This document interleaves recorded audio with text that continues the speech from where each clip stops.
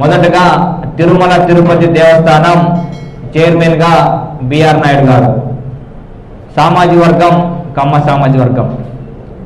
రెండవది విజయవాడ శ్రీ కనకదుర్గమ్మ వారి temple chairman గారి పేరు పరిశీలిస్తే రామకృష్ణ గారు, సామాజిక వర్గం కమ్మ సామాజిక వర్గం. మూడవది శ్రీశైలం మల్లికార్జున స్వామి వారి టెంపుల్ చైర్మన్ మనం పరిశీలిస్తే ఆయన కూడా పేరు వచ్చేసి పి రమేష్ నాయుడు, ఆయన కూడా కమ్మ సామాజిక వర్గం.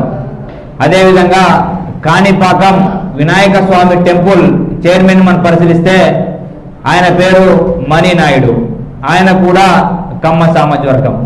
అదేవిధంగా శ్రీకాళహస్తి టెంపుల్ చైర్మన్ మనం పరిశీలిస్తే కొట్టె సాయి గారు, ఆయన సామాజిక వర్గం బలిజ